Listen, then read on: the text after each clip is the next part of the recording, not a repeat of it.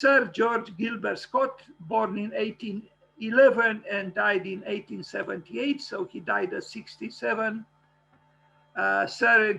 George Gilbert Scott, known as Sir Gilbert Scott, was a prolific English Gothic revival architect, chiefly associated with the design, building, and renovation of churches and cathedrals, although he started his career as a leading designer of workhouses.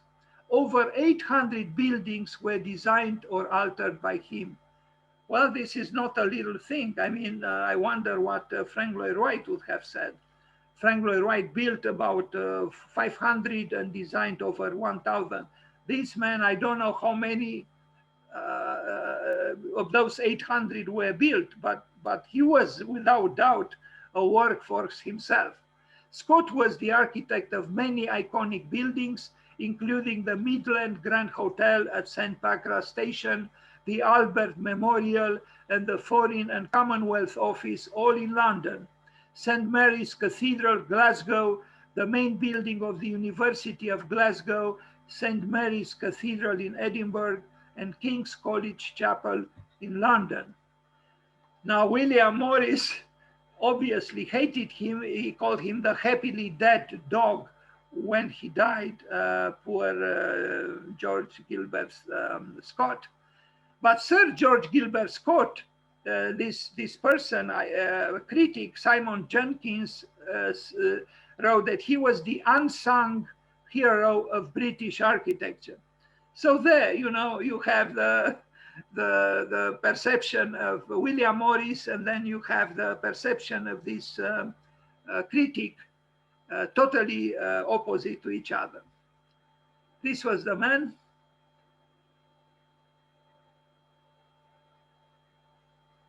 He does look like a man of will, a man, you know, of great determination.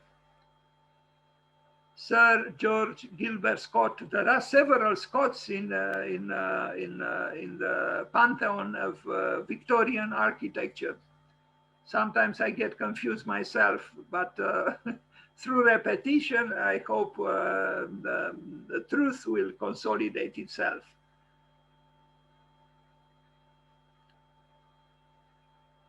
Sir George Gilbert Scott.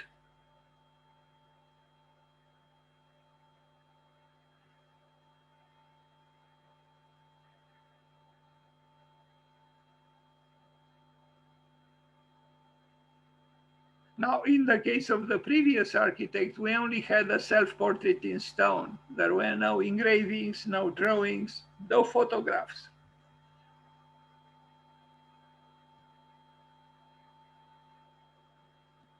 So, Sir George Gilbert Scott, as you can see, born July 13th, styled Sir Gilbert Scott, was a prolific English Gothic revival architect, chiefly associated with the design, building, a renovation of churches. I think I already read this. I don't know why this is here. I'm sorry. This one also I read. Midland Grand Hotel in London. Now just look at this interior, you know, I mean, yes, it is a Gothic revival. Yes, it is a revival. And yes, Frank Lloyd Wright would have protested that it's not truly original, but I wouldn't be so drastic. No one can contest, you know, the richness of this interior and even the drama. You know, I think the neo-Gothic has some virtues beyond being just a revival. It's a hotel, yes. It's not a church, it's a hotel. It's a modern, it has a modern function, but the architecture is indeed very, very rich. This is a drawing, it shouldn't be here, I'm sorry. So this is how the hotel looks like from the outside.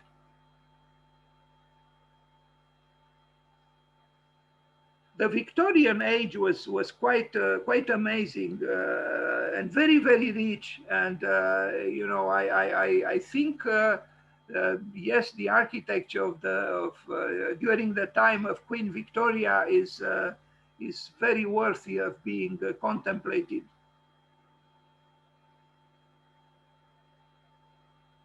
I mean, they built so many churches, just Pugin. Well, Pugin lived a little bit, Queen Victoria mainly is about the second half of the 19th century. But they had at least 10, 15 architects who built tens and tens of churches and cathedrals and so on. This is a secular building, but when you look at it, it's somehow it transcends the prose of what we call secular.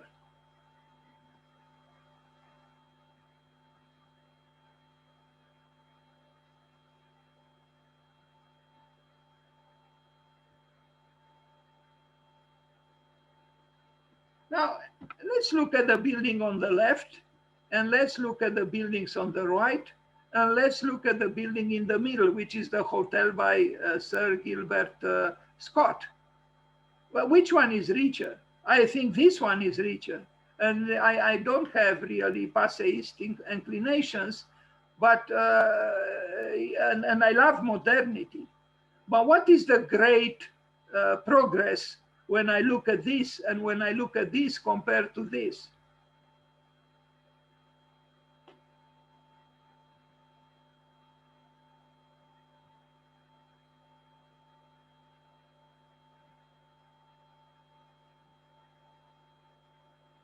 I mean, this building is still the pride of the city, no question.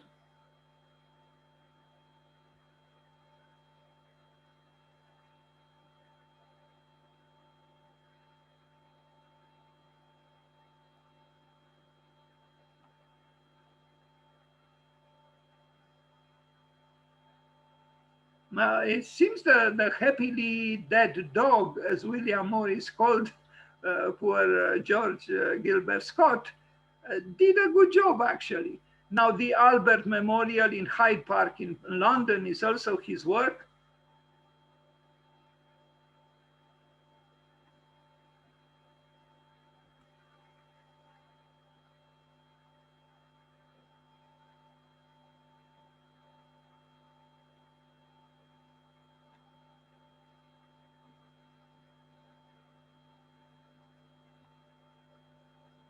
These are important works in the urban fabric of this great city, which London is.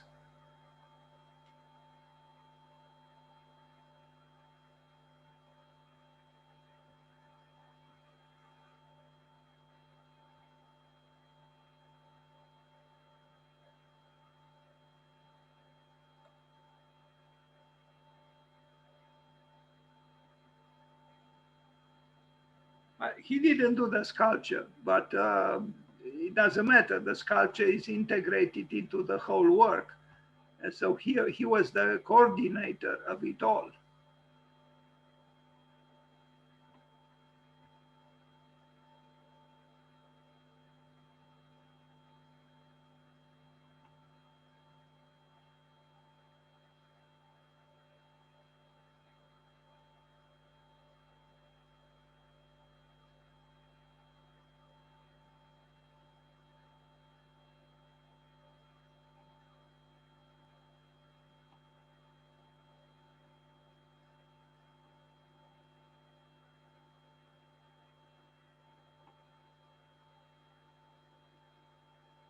So yes, there is a difference between the Gothic of Peter Parler and the Gothic, the neo-Gothic of Sir Gilbert Scott.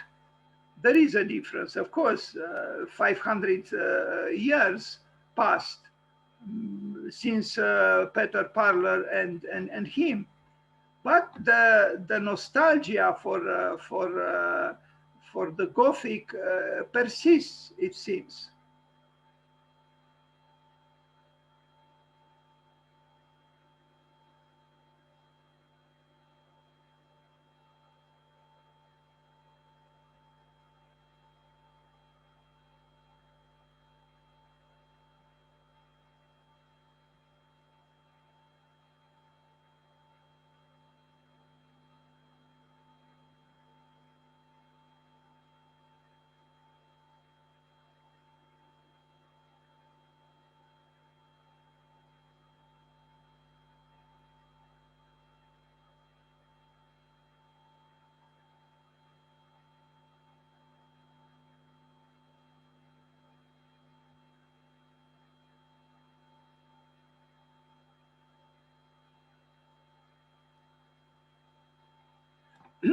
we eliminated ornament from architecture. By eliminating ornament from architecture, we protested against the excesses of late 19th century. I understood this at the beginning of the 20th century. But now we are 100 years later, and the ornament is coming back with great force. And we need the ornament because the ornament can bring some sensitivity to a structure which otherwise could become obsessive and dry and not very uplifting. So I think we do need the ornament to come back. The Foreign and Commonwealth Office in London. Now this is a whitish, governmental building. There are many like this built by various architects in London. The interior, though, is different, and I'm happy it is. It's not white. The interior is, as you can see, rich, ornamental, colorful.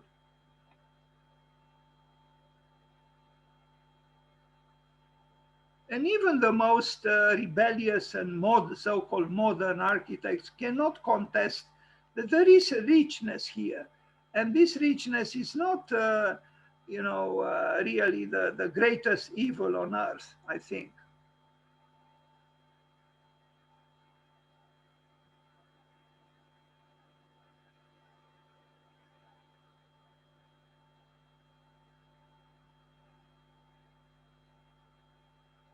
And the celestial references, which we also saw in the hotel that he built, with the bluish ceiling, clear, reference to the blue of the sky. It's maybe naive from our point of view, but that bluishness goes well with the goldness, and you can see, the stars are gold, and so there is a dialectic there that is connecting us, connects the earth with the sky. And again, we don't think about such matters any longer. We are too emancipated to allow ourselves such naivetes, we are too mature, so to speak. But what does our maturity means, really? What does it mean? By the way, Peter Parler, apparently his name was given to an asteroid, to a celestial body. I forgot exactly. I should have taken down that information. But yes, there is some kind of a celestial body named Peter Parler. Maybe in the future we'll have one named, I don't know, Zaha Hadid or Frank Gehry or whatever.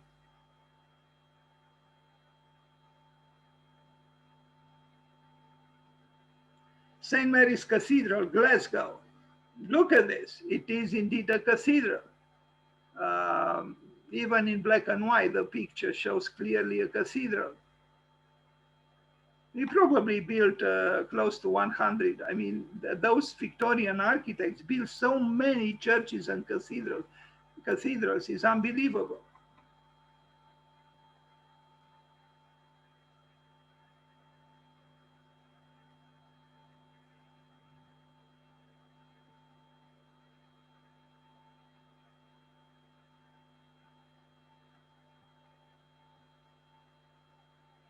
Again, the blue sky.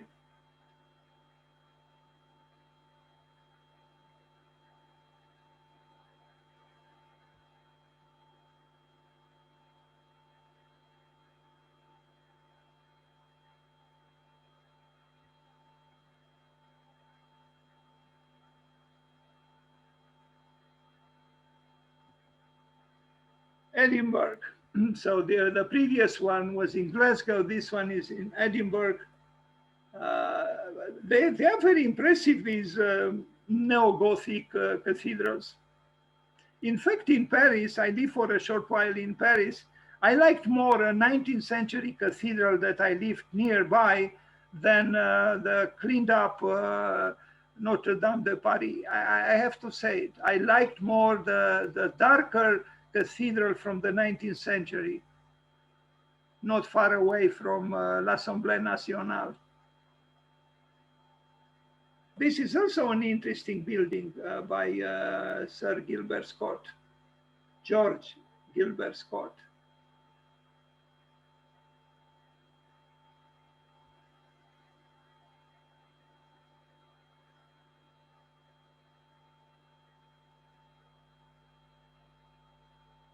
Edinburgh.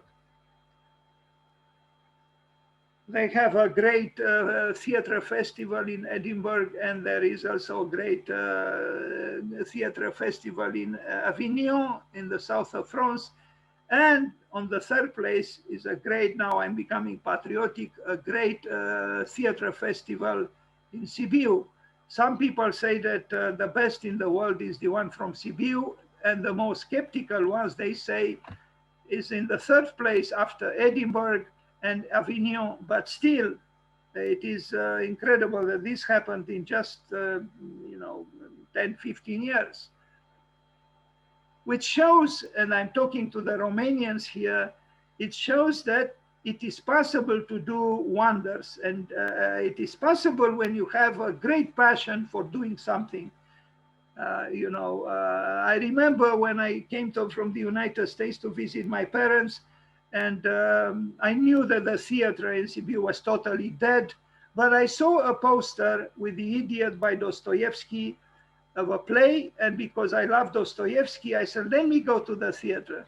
And I did go without any expectations. And there were just 2 or 3 people in the theater, but I was dwarfed, me coming from New York, by the quality and the avant-garde spirit of the play. And when I exited, I realized, I said to myself, something is happening here in Sibiu.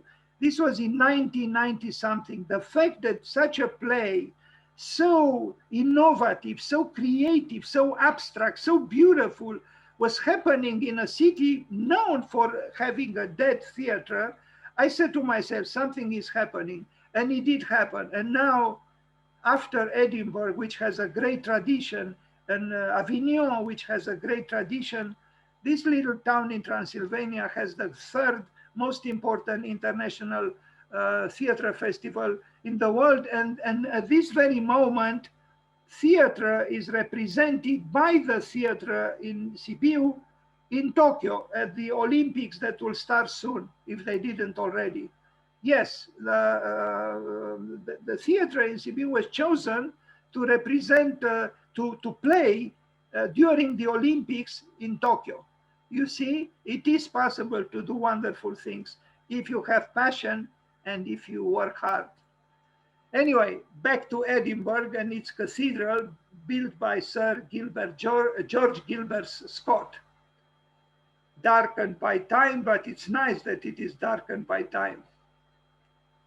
And what I like about these cathedrals, even if there is a scaffolding attached to the building still looks great, because process somehow is part of it's an intrinsic part of the reality of a building.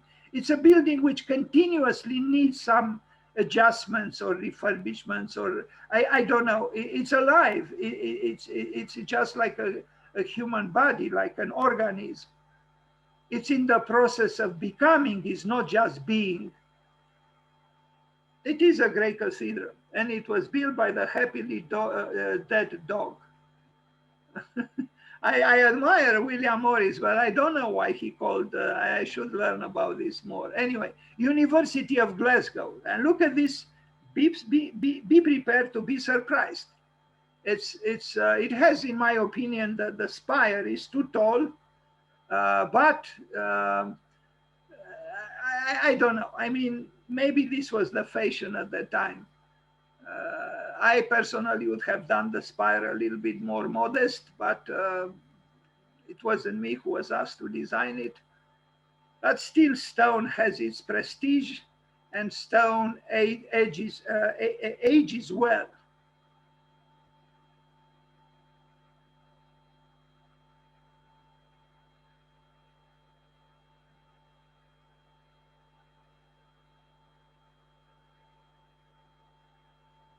Now he placed such a spire on a hotel, on a cathedral, and on a university. I guess it was a sign of psychological verticality, or I don't know how to call it.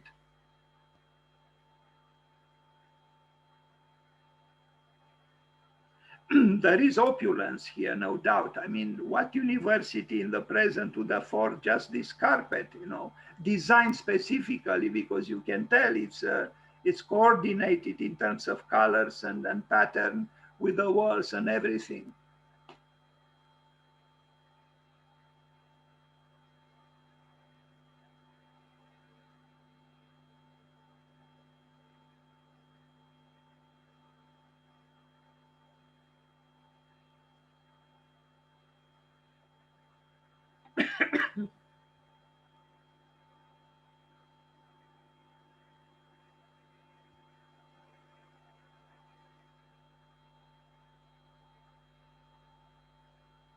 It's a citadel of learning. That's what it is.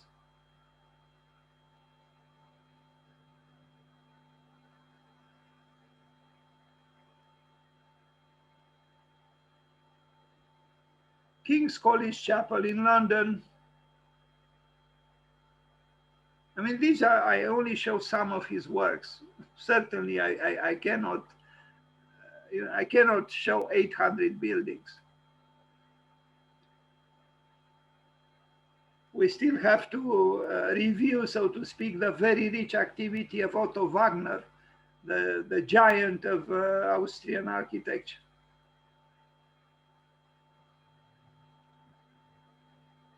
But it's kind of interesting to go from 14th century Prague, you know, to 19th century Great Britain, and then to the end of the 19th century, the beginning of the 20th century, Austria, or the Austro-Hungarian Empire, because Otto Wagner worked both during the empire and after the empire collapsed.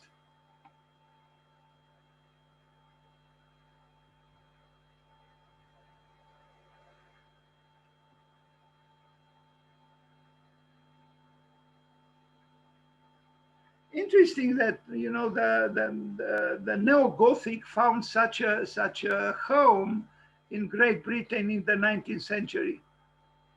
Maybe it all started with Pugin, Augustus Pugin, who died mad at 40, but until 40 he built 40 churches, not to speak about other buildings and not to speak about countless publications and designs for neo-Gothic furniture and so on. He was obsessed by the Gothic and the neo-Gothic. But he was not the only one. As you can see here also, Sir Gilbert Scott was very animated, working within the field of neo-Gothic. Okay, so let's wish him happy birthday. He was born today, the 13th of July.